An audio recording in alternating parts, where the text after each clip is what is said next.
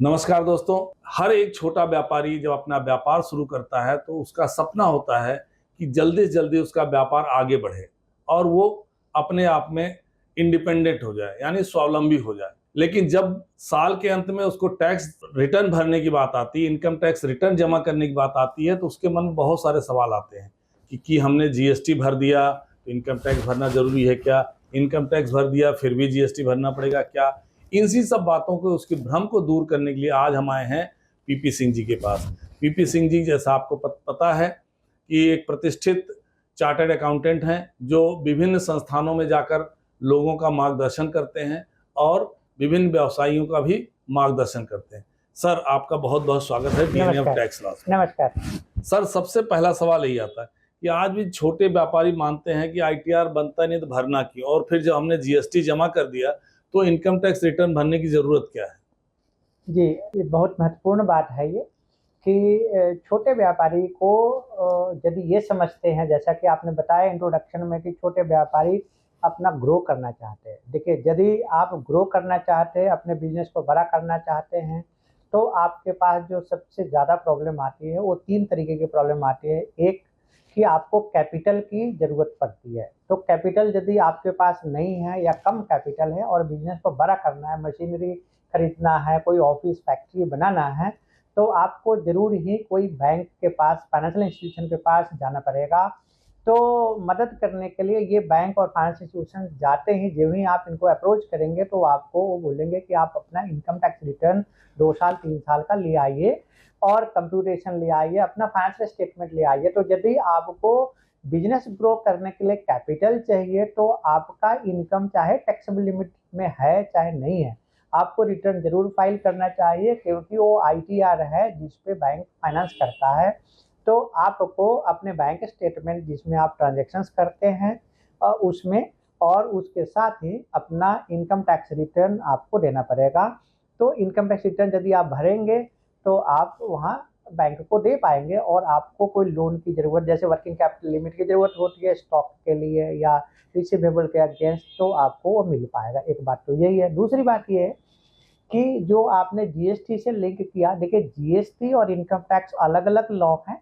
जो जीएसटी है वो इनडायरेक्ट टैक्स है, क्योंकि आप टैक्स देते जरूर हैं लेकिन इन टर्न आप कस्टमर से टैक्स लेते भी है। तो जो कस्टमर से आप टैक्स लेते हैं वो टैक्स आप सरकार को जमा करते हैं।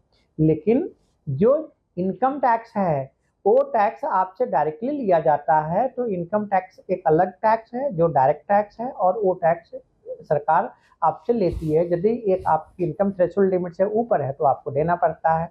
तो हमने पिछले एक वीडियो में ये एक्सप्लेन किया था कि कई बार जनरल लोग सोचते हैं कि इनकम है या नहीं है, लेकिन टैक्स लॉ के हिसाब से वो इनकम हो भी सकती है और नहीं भी हो सकती है।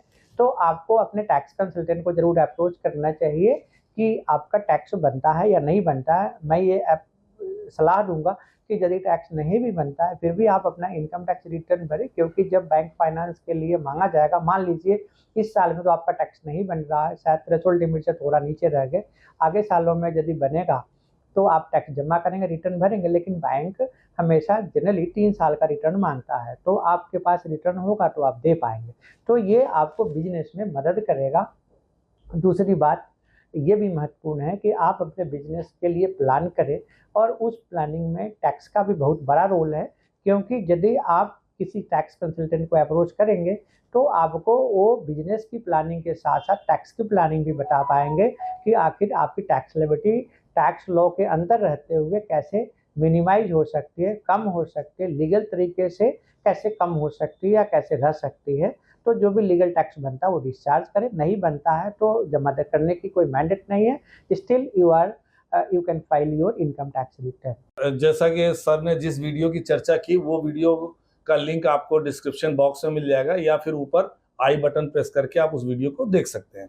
सर, क्या ये जो रिटर्न भरते हैं, इन व्यापारियों को अपना व्यापार बढ़ाने के लिए ओवरड्राफ्ट लेना हुआ या वीजा लेना हुआ या फिर क्रेडिट लिमिट घटानी बढ़ानी हुई, इनसे कुछ फर्क पड़ता है या इनका कुछ लाभ मिलता है रिटर्न भरने जी, का? बहुत लाभ मिलता है। बिना रिटर्न के तो इनको कोई बैंक फाइनेंस नहीं करेगा। बिना रिटर्न के तो बैंक फाइनेंस का सिस्टम ही नहीं है। यदि बैंक से फाइनेंस लेना है आपको तो रिटर्न ज़रूर भरना चाहिए, हर हाल में भरने चाहिए। क्योंकि आपके पास वो डॉक्यूमेंट्स होता है जिस डॉक्यूमेंट के बेसिस पर आप जाके फाइनेंशियल इंस्टीट्यूशन को अप्रोच करते हैं कि मुझे फाइनेंस की ज़रूरत है, आप मेरी मदद करें और हम आपका पैसा वापस कर देंगे कुछ समय में। या स्टॉक लेना है, कोई मशीनरी खरीदनी है, आपको कार खरीदना है, कोई ट्रांसपोर्ट के लिए, गुड्स ट्रांसपोर्ट के लिए व्हीकल खरीदना है, आपको कोई एक्सपोर्ट करने के लिए पैकिंग क्रेडिट लिमिट की ज़रूरत है। तो इन सब के लिए ये फाइनेंशियल डॉक्यूमेंट्स है जो फाइनेंशियल स्टेटमेंट मतलब balance sheet, income expenditure, profit loss और रिटर्न जरूर होना चाहिए आपके पास। कंप्यूटेशन होना चाहिए जिसमें टैक्स कंप्यूट किया गया है कि कितना टोटल इनकम है, क्या क्या डिडक्शंस अवेलेबल हैं, और अदरवाइज भी आपको किसी समय यदि आगे सालों में कोई नोटिस वगैरह आता है तो आप ये डॉक्यूमेंट दे करके निकल जाएंगे। सर जैसे कि आज की तारीख में सरकार ने जीएसटी को और इनकम टैक्स रिटर्न को सबको डिजिटाइज कर दिया है, और क्या इन दोनों का भी जो व्यापारी, छोटे व्यापारी या मझोले व्यापारी भरते हैं, इन दोनों का आपस में क्रॉस चेक या मिलान होता है? और अगर मिलान होने में कुछ गड़बड़ी पाई जाती है तो व्यापारी हमारे उस नोटिस या उस झंझट से कैसे बच सकते हैं? जी, बहुत महत्वपूर्ण क्वेश्चन है ये। अभी इनकम टैक्स का जो रिटर्न भरते हैं उसमें रिटर्न में आपसे जीएसटी का डेटा लिया जाता है और इनकम टैक्स पोर्टल के ऊपर भी जीएसटी का डेटा है। जो आप GSTR-1 रिटर्न भरते हैं या 3 भी रिटर्न भरते हैं उसका डिटेल्स सरकार के पास, इनकम टैक्स ऑफिसर के पास पोर्टल पर भी है। और जब आप रिटर्न भरते हैं तो उसमें डेटा सरकार आपसे लेती है कि आपके पास जीएसटी नंबर कौन कौन से हैं और आपका टोटल टर्नओवर किस तरीके से है, आपने टैक्स कितना दिया है, वो डिटेल्स उसमें रहता है। तो दोनों फिगर सेम होनी चाहिए। यदि आपकी फिगर मैच नहीं हो रही है तो किसी भी कारण से मान लो जीएसटी रिटर्न भरने में कोई गलती रह गई, वो सुधार जीएसटी लॉ के हिसाब से आप अगले साल में या अगले महीने में भी कर सकते हैं। एक टाइम लिमिट के अंदर आप वो सुधार कर पाएंगे। तो आपके पास यदि कोई डिफरेंस है तो आप इनकम टैक्स रिटर्न में सही फिगर भरे जो आपकी होनी चाहिए थी, और आप अपने पास नोट बना के रखिए। यदि कोई डिफरेंस का नोटिस आता है, क्योंकि हाँ वो नोटिस भेजेंगे आपको, उसमें बताएंगे कि आपका जीएसटी रिटर्न और इनकम टैक्स रिटर्न में टर्नओवर मैच नहीं खा रहा है, तो आपको वो एक्सप्लेन करना पड़ेगा कि हमने ये जो डिटेल्स थी वो इनकम टैक्स में सही दिखाया है और जीएसटी की जो गलती रह गई वो जीएसटी में हमने अगले साल भूल सुधार करके अमेंडमेंट कर दिया है और जीएसटी भी सही कर लिया है और उस पर टैक्स डिस्चार्ज कर दिया है। तो आपका कोई नोटिस आएगा तो इस तरीके से खत्म हो जाएगा। तो आपका जो फाइनेंशियल स्टेटमेंट है मतलब बैलेंस शीट में जो टर्नओवर है, जो जीएसटी में टर्नओवर है और जो इनकम टैक्स रिटर्न में टर्नओवर है, वो एक जैसा ही होना चाहिए। और यदि किसी कारण से अलग है तो आपके पास उसका आंसर होना चाहिए कि जीएसटी में कम क्यों है या ज़्यादा क्यों है और इनकम टैक्स में कम क्यों है। मैं एग्जांपल लेता हूँ, यदि आप सर्विस प्रोवाइडर हैं तो सर्विस प्रोवाइडर को एडवांस पे भी जीएसटी देना होता है। तो ऐसे केस में मान लीजिए आपका 40 लाख रुपए मान लीजिए टर्नओवर है और आपने 3 लाख रुपए एडवांस लिया है जिसकी सर्विस आप अगले साल में देंगे, तो उस 3 लाख पे भी आपको जीएसटी भरना है। तो जीएसटी में फिगर ज़्यादा आ रही होगी, इनकम टैक्स में कम आ रही होगी। तो आपका ये एक्सप्लेनेशन होगा, इनकम टैक्स रिटर्न के बैलेंस शीट में वो एडवांस लिखा रहेगा। तो यदि आप वहाँ एडवांस लिख देंगे, एडवांस बिजनेस का एडवांस है, तो उनको आईटीआर पढ़ने वाले को समझ आ जाएगा और यदि कोई नोटिस आता है तो आप समझा पाएंगे कि जीएसटी में ज़्यादा इस वजह से क्योंकि हमने किसी से एडवांस लिया था जिस पे जीएसटी लॉ के हिसाब से टैक्स देना जरूरी है, वो हमने टैक्स जीएसटी में दे दिया और बैलेंस शीट में इनकम टैक्स रिटर्न में एडवांस दिखा दिया, तो हमारी फिगर सही है, एक्यूरेट है, तो आपका केस ड्रॉप हो जाएगा।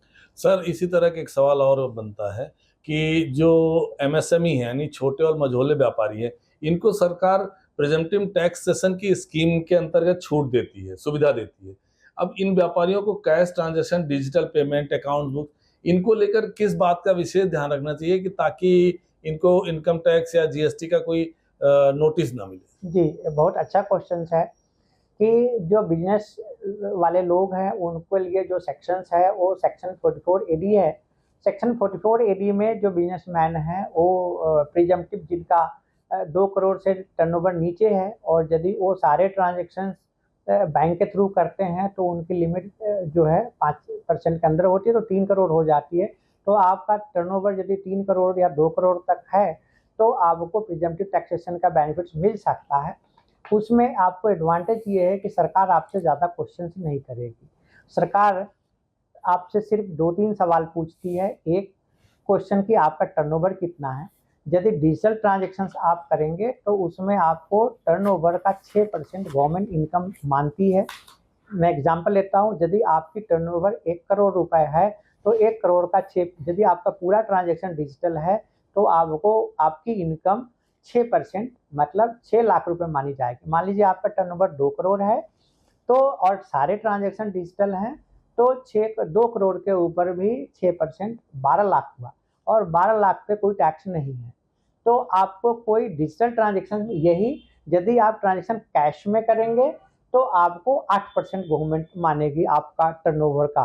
तो मान लीजिए यदि आप डिजिटल नहीं कर रहे हैं और कैश में कर रहे हैं, आपका लेन देन कैश में है, तो आपका 2 करोड़ मान लीजिए टर्नओवर है तो 2 करोड़ का 8% तो 16 लाख हो गया। तो आप देखिए डिजिटल ट्रांजैक्शन में आपको 4 लाख कम इनकम रिपोर्ट करने से टैक्स नहीं लग रहा, लेकिन यदि कैश में आप ट्रांजैक्शन करते हैं तो आपकी इनकम सरकार डिम्ड इनकम 4 लाख ज़्यादा मानती है तो आपको टैक्स देना पड़ेगा। तो 4 लाख के ऊपर यदि आपका जो टैक्स लग रहा है तो ये हैंडसम अमाउंट होगा छोटे व्यापारी के लिए।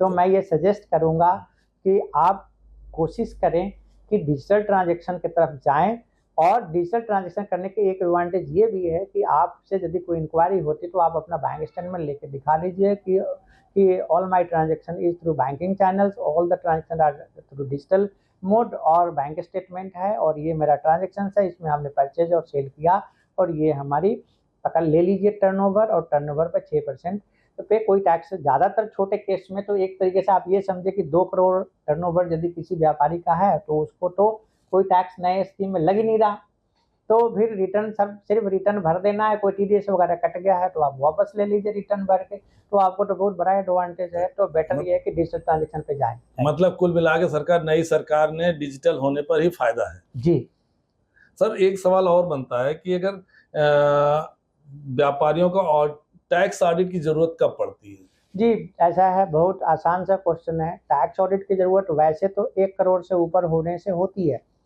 लेकिन यदि आप ट्रांजैक्शन डिजिटल करेंगे तो ये लिमिट 10 करोड़ हो जाएगी। तो जी, यदि आप चाहते हैं कि आपको कोई टैक्स ऑडिट कराना नहीं पड़े और टैक्स ऑडिट की रिक्वायरमेंट खत्म करनी है तो आप 1 करोड़ की जगह 10 करोड़ हो जाएगी। आपकी शर्त ये है कि आपको सारे एक्सपेंडिचर और जो इनकम है, आपकी रिसीट्स है बिजनेस का, वो आप डिजिटल ट्रांजैक्शन के थ्रू करें, अदरवाइज आपको फिर लिमिट अदरवाइज 1 करोड़ की होती है, तो 1 करोड़ से ऊपर चल जाता है। अब मैं दूसरा सवाल इंटीग्रेटेड इसी से रिलेटेड है, वो ये है कि जैसा कि हमने पीछे बताया था कि जो व्यापारी प्रिजम्पटिव टैक्सेशन में हैं उनको 6% अपने डिजिटल ट्रांजैक्शंस का जो भी टर्नओवर है उसका 6% इनकम समझना चाहिए, डिम्ड इनकम, और दूसरा यदि कैश में डीलिंग करते हैं तो कैश ट्रांजैक्शन का 8% टर्नओवर का इनकम माना जाए। तो यदि आप ये चाहते हैं कि ऑडिट में से बचें तो 2 करोड़ तक तो आपको ये, यदि आपने 6% 8% बता दिया तो आपको कोई टैक्स नहीं लगेगा, कोई टैक्स भी नहीं है और आपको ऑडिट की रिक्वायरमेंट नहीं है। लेकिन यदि आप किसी वजह से अपना इनकम 6% 8% से कम रिपोर्ट करना चाहते हैं, मान लीजिए आप ये बोल रहे हैं कि मेरी तो टर्नओवर का 5% ही इनकम है, तो फिर आपको ऑडिट, यदि आप एक बार 44AD में चले गए तो आपको ये ऑडिट कराना पड़ेगा, बेशक आपकी टर्नओवर 2 करोड़ से नीचे भी है। तो क्योंकि गवर्नमेंट ने जो रिलैक्स कर दिया है उसके अंदर यदि आप अपने खर्चे पे कंट्रोल रखते हैं और आप प्रॉफिट 6-8% दिखाते हैं तो आपको कोई ऑडिट की रिक्वायरमेंट नहीं है, आप प्रिजम्पटिव टैक्सेशन में मजे से रह सकते हैं। यदि आपको डिजिटल ट्रांजैक्शंस करेंगे तो आप 10 करोड़ तक जो है आप खर्चा और इनकम सब बैंक के थ्रू करें तो आपको 10 करोड़ तक कोई ऑडिट की रिक्वायरमेंट, टैक्स ऑडिट की रिक्वायरमेंट नहीं है, ऐसा लॉ में प्रोविजन। लेकिन सर, मान लीजिए किसी छोटे व्यापारी के बेचारे एमएसएमई में होते हैं, छोटा व्यापार होता है, कम लोग होते हैं, छोटे कम संख्या में एम्प्लॉय रख के काम चलाते हैं अपना, तो उनका किसी कारण से ऑडिट या आईटीआर में कुछ गलती हो गई है तो उसको सुधारने के लिए या उसको सही करने के लिए उनके पास क्या विकल्प होते हैं और वो कब कर सकते हैं, कितने दिन में कर सकते हैं? जी, बहुत आसान सा क्वेश्चन है ये। मेरी समझ ये है कि यदि आपसे कोई गलती हो गई है तो आप असेसमेंट ईयर जो मार्च के बाद होता है चालू, तो मार्च के बाद अगले दिसंबर तक आप अपनी रिटर्न को रिवाइज कर दें। जो भी गलती हो गई है आप रिटर्न रिवाइज कर दें। यदि कोई टैक्स आपके ऊपर बनता है तो आप सुधार करके वो टैक्स डिस्चार्ज कर दें तो आपका क्लोज हो जाएगा। यदि फिर भी आप नहीं कर पाए तो अगले मार्च, मतलब पूरा साल मिलेगा, कोई लेट फी के साथ आप अगले मार्च तक कर लेंगे तो आपका सही हो जाएगा। और फिर भी किसी वजह से नहीं हो पाया तो आपको अगले साल भी कर पाएंगे, उसमें आपको 4 साल तक आप अपडेटेड रिटर्न के थ्रू भर सकते हैं, सही कर सकते हैं। लेकिन उसकी शर्त ये है कि आपको उसमें एडिशनल टैक्स लगेगा। यदि टैक्स आपको 100 रुपीज़ का बन रहा है तो 100 रुपीज़ टैक्स देने हैं। फर्स्ट ईयर में कर लेंगे तो आपको कुछ नहीं हो रहा, सेकेंड ईयर में करेंगे तो आप ये समझिए कि आपको 25% एक्स्ट्रा टैक्स लगेगा, तो 100 रुपये पे 25 रुपये और लगेंगे। यदि उसके बाद अगले साल में करेंगे तो आपको 100 रुपये प्लस 50%, मतलब 150 रुपये लगेंगे। यदि उसके अगले साल करेंगे तो 60% लगेगा, तो 100 प्लस 60, और उसके अगले साल करेंगे तो 100 प्लस 70।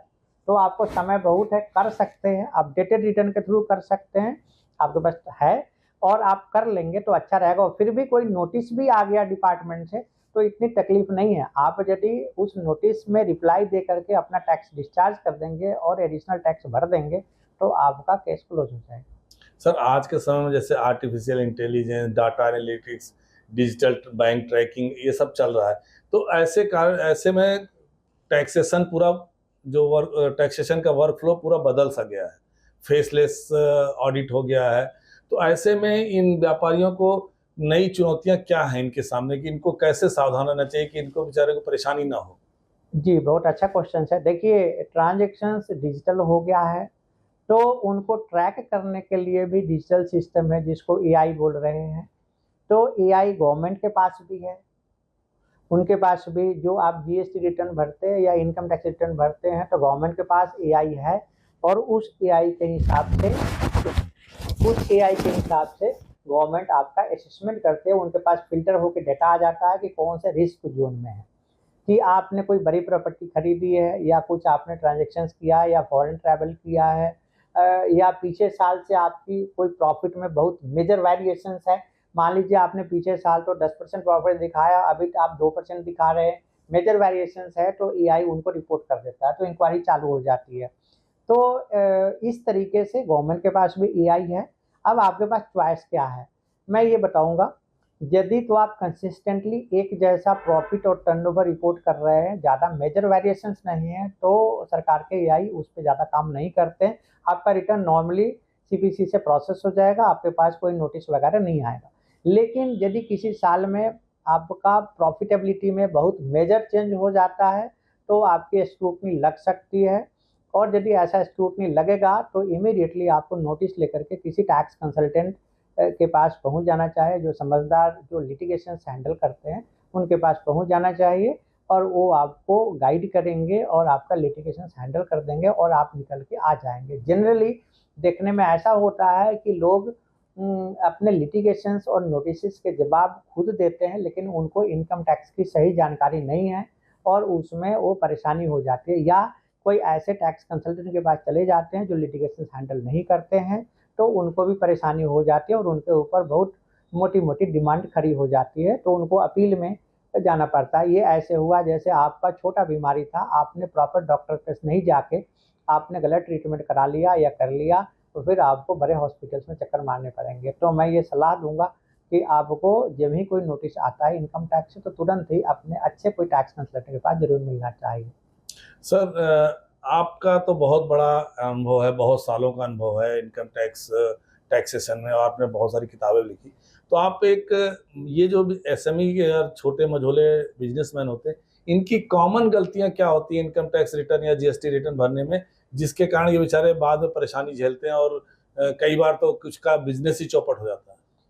जी, ये भी बहुत अच्छा क्वेश्चन है। जनरली गलतियों के जो ज़्यादा कारण हैं वो ये है कि हम सब चीज़ों को खुद मैनेज करने का कोशिश करते हैं। तो मैनेज करने का कोशिश तो आप करते हैं लेकिन आपको जानकारी नहीं है। लॉ में चेंजेस बहुत होते रहते हैं, तो लॉ बहुत डायनामिक है। जो चेंजेस हर दिन हो रहे हैं आप, क्योंकि उस पे आपका ध्यान नहीं है, आप तो बिजनेस पे ध्यान रखते हैं, तो लॉ में जो चेंजेस है वो आपको जानकारी से बाहर हो जाता है। या जो टैक्स कंसल्टेंट छोटे हैं वो अपडेट नहीं होते, लॉ में चेंजेस आ जाता है तो अनभिज्ञ रहते हैं, तो उनसे भी गलतियां हो जाती है।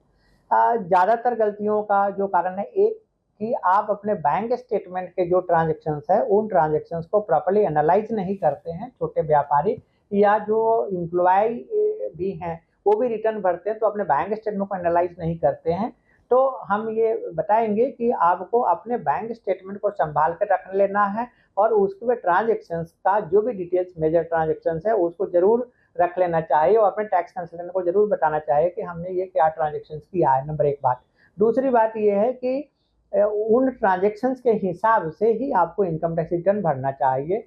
तीसरी बात यह है कि यदि आप जीएसटी में रजिस्टर्ड हैं तो जीएसटी और इनकम टैक्स की फिगर एक जैसी होनी चाहिए और यदि डिफरेंस है तो उसके मेजर रीजन्स होने चाहिए और कोशिश होनी चाहिए कि रिटर्न भरते समय उनको उसमें इनकॉर्पोरेट कर ले ताकि कोई नोटिस आए तो आप income tax return, balance sheet, financial statement दिखा पाएँ। और महत्वपूर्ण बात ये होती है जनरली कि जो ईमेल आईडी होते हैं वो ईमेल आईडी पे कई बार कंसल्टेंट या किसी और की ईमेल आईडी रहते हैं तो आपके पास नोटिस तो डिपार्टमेंट से आता है लेकिन आपको जनरली मेल के थ्रू नोटिस आता है और वो आपको एक्सेस नहीं होता है या वो कंसल्टेंट बदल गए तो नोटिसेस कहीं और चले जाते हैं, तो आप समय से जवाब नहीं देते हैं तो उस पर भी आपका असेसमेंट ऑर्डर वगैरह डिमांड खराब हो जाता है। आपको एड्रेस भी सही भरना चाहिए। कई बार हम जो एड्रेस भरते हैं वो एड्रेस भी रिटर्न में सही नहीं भरते हैं। एड्रेस हमारा चेंज हो गया है लेकिन पुराने कंसल्टेंट या जो भी कंसल्टेंट है वो पुराने डेटा से रिटर्न भर देते हैं, तो एड्रेस की गलतियां रहती है। यदि कोई नोटिस आता है तो वो भी गलत जगह पे चला जाता है, आपको मिलता नहीं है तो आप जवाब नहीं दे पाते हैं। आपके पास यदि सेल्फ ऑक्युपाइड हाउस प्रॉपर्टी जितने जो भी हैं तो आपको जरूर उस पर नोटिस आने से पहले आप रिकॉर्ड कर लेना चाहिए। यदि आपने कोई प्रॉपर्टी बेचा है तो उन ट्रांजेक्शन्स को भी उसमें रिकॉर्ड कर लेना चाहिए। यदि आपने कोई प्रॉपर्टी खरीदा है तो वो भी आपको इंश्योर कर लेना चाहिए कि सर्कल रेट से नीचे में कोई प्रॉपर्टी नहीं खरीदना या नहीं बेचना। तो यदि है तो आपको इनकम टैक्स रिटर्न में डिक्लेयर कर लेना चाहिए। यदि आप कोई डिडक्शन वगैरह क्लेम कर रहे हैं तो वो सब भी आपको डॉक्यूमेंट्स आपके पास होना चाहिए। बैंक की डिटेल्स जनरली गलत हो जाती है। जो बैंक आप ऑपरेट नहीं कर रहे हैं वो बैंक पुराने कोई रिटर्न में डाला हुआ है और वो ऑटोमेटिकली ऊपर शो करता है। कुछ बैंक अकाउंट जो आपके पास हैं वो रिटर्न में या पोर्टल पे डालने रह जाते हैं, तो आपको बैंक में जो रिटर्न में बैंक अकाउंट आप दे रहे हैं और जो पोर्टल पर आपने बैंक अकाउंट अपने प्रोफाइल में रखा है उनको भी मैच कर लेने चाहिए, ताकि वहाँ भी गलतियाँ रहती है कि कोई रिटर्न में जो बैंक अकाउंट है वो पोर्टल पे मैच नहीं खाता प्रोफाइल से और जो प्रोफाइल में है वो रिटर्न में नहीं है, तो ये भी कर लेने चाहिए। और जो भी आपके बैलेंसेज है, जैसे आपको रिकवरेबल्स है डेटर्स से जिनको आपने सामान बेचा कस्टमर से, वो फिगर सही होनी चाहिए रिटर्न में। जनरली अंदाज से फिगर लिख देते हैं जो गलत हो जाती है। कई बार आप बैंक का बैलेंस ही गलत लिख जाते हैं क्योंकि आपने किसी को रिटर्न भरने को बोल दिया और फिगर उनके पास बैंक स्टेटमेंट नहीं है, वो अंदाज से कुछ फिगर लिख देते हैं, वो फिगर भी गलत रहती है। तो आपको जो टर्नओवर भी कई बार गलत हो जाती है क्योंकि वो कोई कंपाइलेशन नहीं होता है कि आपका टर्नओवर, यदि खास तौर से जब जीएसटी में आप रजिस्टर्ड नहीं है तो कोई आपने बुक्स नहीं बनाई और आपका टर्नओवर भी गलत हो गया, तो प्रिजम्पटिव टैक्सेशन में यदि टर्नओवर आप सही लिखेंगे जब भी आपको उस हिसाब से चलेगा, तो आपको अपने टर्नओवर भी सही और खर्चे भी सही दिखाना है। तो आप अपने डिटेल्स बना लें जो भी आपका है और फिर टैक्स कंसल्टेंट को अप्रोच करें और उनको ये डिटेल्स प्रोवाइड करें और रिटर्न भर के जो भी रिटर्न आप भर रहे हैं उनको इंश्योर कर लें कि ये सारे डिटेल्स उसमें सही है या नहीं है। और हमने एक वीडियो पहले भी बताया था, उसमें रिटर्न से रिलेटेड काफ़ी डिटेल्स हैं, तो आप उसको देख लें। सर अब सब इस कार्यक्रम के आखिर में एक सवाल कि अगर आपको इन छोटे और मझोले व्यापारियों को, करोड़ों व्यापारियों को एक सलाह देनी हो तो क्या सलाह देंगे जिससे वो ये टैक्स डिस्प्यूट और नोटिस से बचे रहें और अपने व्यापार को निश्चिंत होकर आगे बढ़ा पाएं? जी, ये सबसे आसान, आप अपनी फाइल बनाएं। सबसे पहले जो भी आप sale, purchase, expenditure, bank statement, ये फाइल बनाएं। बैंक स्टेटमेंट में ट्रांजैक्शन रिकॉर्ड करके ये सारे डिटेल्स, सारे डॉक्यूमेंट्स आप अपने टैक्स कंसल्टेंट को दें और जो भी टैक्स कंसल्टेंट फाइल कर रहे हैं उससे पहले आप एक बार पढ़ जरूर लें ड्राफ्ट की, उसमें कोई गलती तो नहीं है, और इंश्योर कर लें कि आपका address, email ID, mobile number, जो आप डिटेल्स दे रहे हैं रिटर्न में, जो कंसल्टेंट भी कंपाइल कर रहे हैं, तो वो सही है। तो आप इसको ज़रूर ध्यान रखें और आपको थोड़ी टैक्स की अवेयरनेस भी होनी चाहिए। बेशक कंसल्टेंट काम कर रहे हैं लेकिन आपको भी थोड़ी बहुत जानकारी होनी चाहिए कि कौन कौन सी स्कीम है, नई स्कीम कौन सी है और कहाँ कहाँ मुझे टैक्स बेनिफिट्स मिलेगा। तो जनरल अवेयरनेस ज़रूर होना चाहिए। तो उम्मीद करता हूं हमारे छोटे और मझोले व्यापारी भाइयों के अधिकांश सवालों के जवाब मिल गए होंगे, उनकी बहुत सारी चिंताएं दूर हो गई होंगी इस वीडियो के माध्यम से। इसके बाद भी अगर किसी की कोई समस्या, कोई सवाल रह जाता है तो कमेंट बॉक्स में ज़रूर लिखें। पीपी सिंह जी के साथ हम बैठकर पूरी कोशिश करेंगे आपकी समस्या का समाधान निकालने की। उम्मीद करता हूं आपने ये चैनल सब्सक्राइब किया, आपका बहुत बहुत धन्यवाद। लेकिन आप इस चैनल को अपने दोस्तों के साथ, अपने अन्य व्यापारी भाइयों के साथ शेयर जरूर करें ताकि उनको भी इस वीडियो का फायदा मिल सके। अगले वीडियो में फिर एक और किसी विषय के साथ आपसे मुलाकात होगी। नमस्कार। Thank you very much.